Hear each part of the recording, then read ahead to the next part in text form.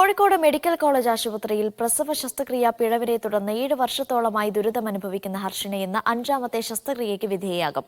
അടിവയറിന്റെ ഇടതുഭാഗത്ത് കത്രിക കിടന്ന സ്ഥലത്ത് രൂപപ്പെട്ട മാംസപിണ്ഡം നീക്കാനുള്ള ശസ്ത്രക്രിയയാണ് ഇന്ന് നടക്കുക. ശസ്ത്രക്രിയയ്ക്കായി ഹർഷീനയെ സ്വകാര്യ ആശുപത്രിയിൽ പ്രവേശിപ്പിച്ചു.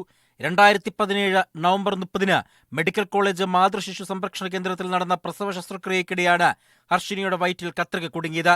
2022 സെപ്റ്റംബർ 17-ന് നടത്തിയ ശസ്ത്രക്രിയയിലൂടെ കത്രിക പുറത്തെടുക്കുകയും കത്രിക കിടന്ന ഭാഗത്തെ ഗ്രന്ഥിക്കുള്ളിലെ പഴുപ്പ് 2 തവണ നീക്കം ചെയ്യുകയും ചെയ്തു.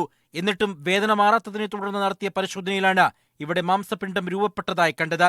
ശസ്ത്രക്രിയയ്ക്കും തുടർ ചികിത്സയ്ക്കും പണമില്ലാത്ത അവസ്ഥയിലാണ് ഹർഷിനിയും കുടുംബവും. ഹർഷിനിയുടെ തുടർ ചികിത്സയ്ക്കായി സമരസമിതിയുടെ നേതൃത്വത്തിൽ ക്രൗഡ് ഫണ്ടിംഗ് ആരംഭിച്ചിരുന്നു. മീഡിയ 1 കോഴിക്കോട്.